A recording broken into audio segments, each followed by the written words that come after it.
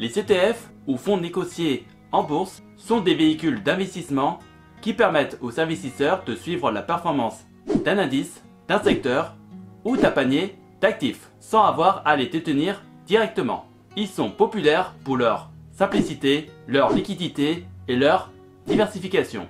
Ces dernières années, nous avons assisté à l'émergence d'ETF spécifiquement axés sur le Bitcoin. L'un des acteurs majeurs dans le domaine est BlackRock, la plus grande société de gestion d'actifs au monde. Cette société a lancé récemment son propre ETF axé sur le Bitcoin pour permettre aux investisseurs d'accéder au marché de la crypto-monnaie de manière plus simple et diversifiée. On va donc parler de BlackRock et de son fameux ETF.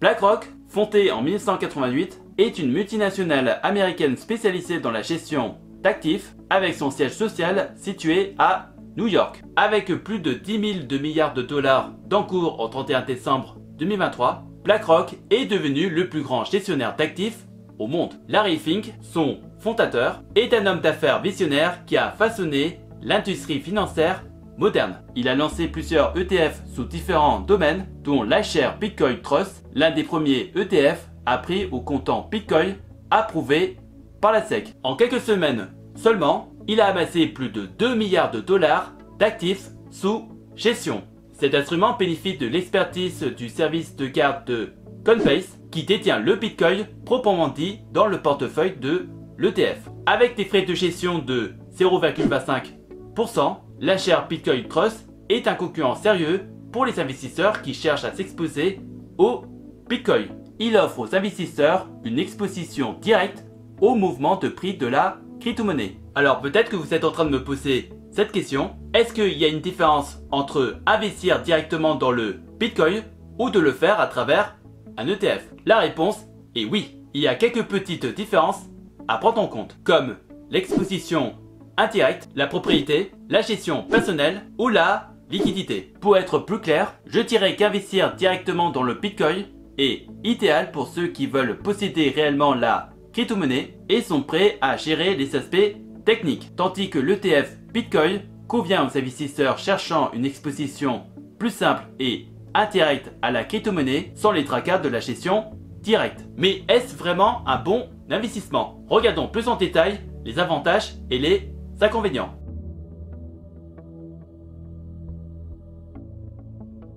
Voici quelques avantages et inconvénients à propos de l'ETF axé sur le Bitcoin. Commençons au niveau de la diversification. L'ETF Bitcoin vous permet d'obtenir une exposition directe à la crypto-monnaie sans avoir à acheter directement du Bitcoin. Cela signifie que vous pouvez diversifier votre portefeuille sans la complexité de la gestion directe du Bitcoin. Cependant, cette diversification reste indirecte. Vous ne possédez pas réellement du Bitcoin, ce qui peut être un inconvénient si vous souhaitez une exposition plus directe. On peut aussi parler de la liquidité. Les ETF sont négociés en bourse, ce qui signifie que vous pouvez acheter ou vendre des parts à tout moment pendant les heures d'ouverture du marché. Cela offre une grande liquidité et une flexibilité pour ajuster votre position. Cependant, une liquidité élevée peut également entraîner une volatilité accrue. Autre point, la gestion simplifiée. Pas besoin de stocker ou de sécuriser vos bitcoins, l'ETF gère tout pour vous, y compris la répartition des actifs. C'est idéal pour les investisseurs qui préfèrent une approche plus simple. Cependant, cela signifie également que vous n'avez pas de contrôle direct sur la gestion des actifs. Si vous souhaitez personnaliser votre portefeuille, l'ETF ne pourra pas répondre à vos besoins spécifiques. Et dernier point, la transparence. Les ETF publient régulièrement leurs actifs sous-jacents, offrant une visibilité sur la composition du fonds. Autrement dit, vous savez dans quoi vous investissez. Mais la transparence ne garantit pas toujours la performance. Les fluctuations du marché peuvent toujours affecter la valeur de l'ETF. Maintenant, on va parler de d'autres moyens pour investir indirectement dans le Bitcoin.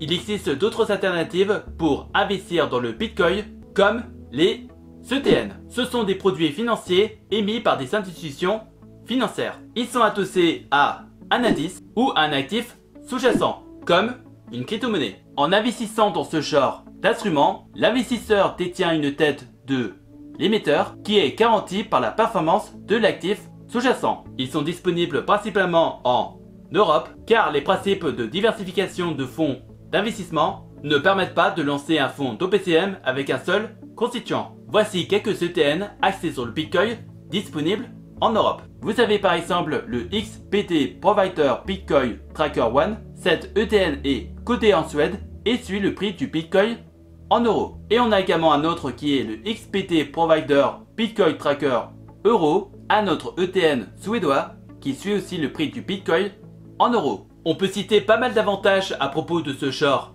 d'actifs comme l'exposition au Bitcoin sans possession directe. Cela peut être attrayant pour ceux qui souhaitent éviter les tracas liés à la gestion et à la sécurité des clés privées. L'exposition au Bitcoin via un ETN est plus simple que l'achat et la conservation de Bitcoin sur une plateforme d'échange. On peut notamment parler de la liquidité et de la facilité de négociation. Les ETN sont négociés en bourse, ce qui les rend liquides. Les investisseurs peuvent acheter ou vendre des ETN à tout moment pendant les heures d'ouverture du marché. Contrairement à la crypto-monnaie elle-même, qui peut nécessiter des transactions sur des plateformes d'échange spécifiques, les ETN sont accessibles via des courtiers traditionnels. Il y a également celui de la transparence. Comme je l'ai dit, les ETN sont adossés à des indices ou à des actifs sous-jacents, ce qui offre une certaine transparence quant à leur performance. Les investisseurs peuvent donc suivre l'évolution du prix du Bitcoin grâce aux informations disponibles sur les plateformes de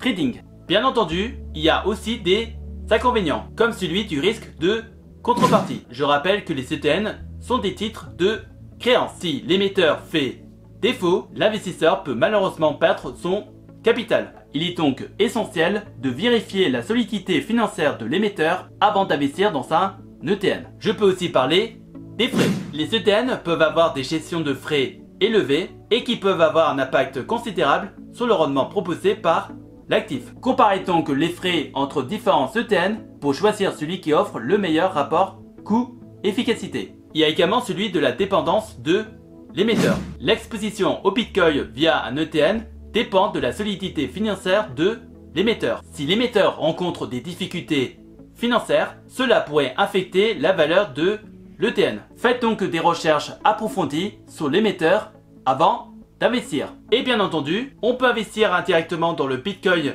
avec des entreprises qui travaillent avec cette crypto-monnaie comme Bitfarms, une entreprise minière passée au Canada qui exploite des fermes de minage durables et utilise de l'énergie hydraulique propre pour alimenter ses opérations. Bitfarms est coté au Nasdaq et attire l'attention des investisseurs en raison de son modèle d'exploitation respectueux de l'environnement. Vous avez également Marathon Digital Holdings, une société qui exploite des fermes de minage de Bitcoin. Cette entreprise est un choix populaire pour les investisseurs cherchant à s'exposer au Bitcoin. Pour conclure la vidéo, sachez que des ETF axés sur l'Ethereum verront peut-être le jour prochainement. Et c'est ainsi que nous venons de faire un pas vers la liberté financière. Si vous avez des questions, n'hésitez pas à me les poser dans les commentaires et j'essaierai de vous donner des réponses claires et précises.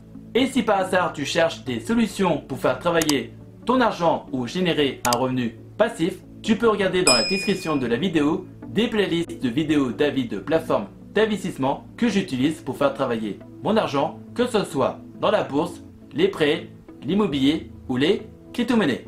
En attendant la prochaine vidéo, je vous laisse avec deux autres vidéos qui s'affichent actuellement sur l'écran. Prenez soin de vous, faites de bonnes recherches et je vous souhaite un bon investissement. À la prochaine!